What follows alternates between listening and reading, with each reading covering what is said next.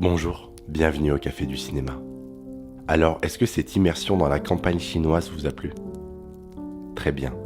Comme toujours, je suppose que vous vous seriez tenté par un menu du jour? Très bien, parfait. Le film du jour est Vermiglio de Maura del Pero, un film italien sorti en 2025 et lauréat du Lion d'Argent à la Mostra de Venise en 2024. Le film nous raconte le quotidien d'une famille de fermiers pendant la Seconde Guerre mondiale dans le petit village de Vermiglio, situé dans les montagnes du Trentin, au nord de l'Italie.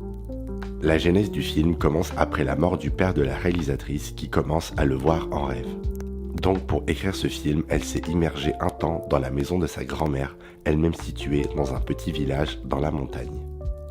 Maura del Pero décrit son film comme « un paysage de l'âme, un lexique familial qui vit en moi, au seuil de l'inconscient.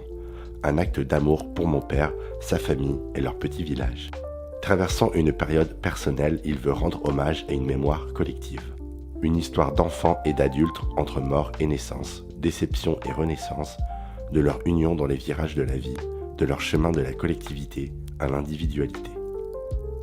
On sent dans ce film une grande inspiration des films de Alice Rohrwacher, une histoire de campagnards perdus dans toute cette modernité et qui font bloc pour maintenir leur tradition tout en essayant de s'adapter et de comprendre cette modernité.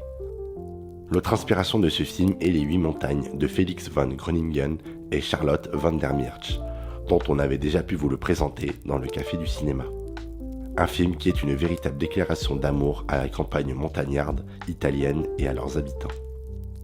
Une attention particulière est dédiée aux paysages dans ce film, et ces paysages sont même une représentation symbolique des sentiments des personnages.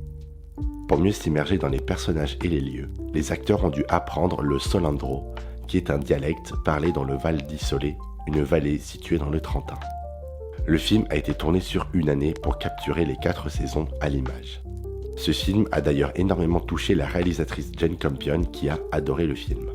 Elle dira d'ailleurs du film « Je nourris par ailleurs une grande admiration pour l'extraordinaire maîtrise dont fait preuve Maura del Pero en tant que cinéaste, qui a dirigé une œuvre d'une telle ampleur avec autant d'assurance et de maturité.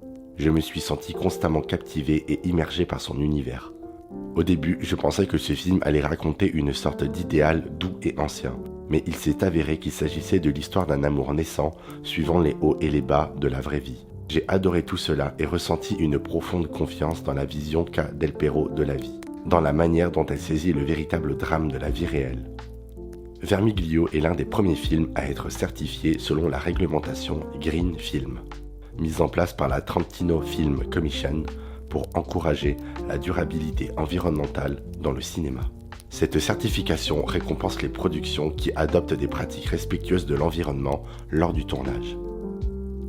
Voilà, c'est sur cette réglementation Green Film que je vous laisse découvrir ce film qui nous emmène dans le quotidien de cette famille montagnarde italienne. Pour ma part, je vous souhaite une bonne soirée, un bon visionnage et j'espère vous revoir bientôt au Café du Cinéma.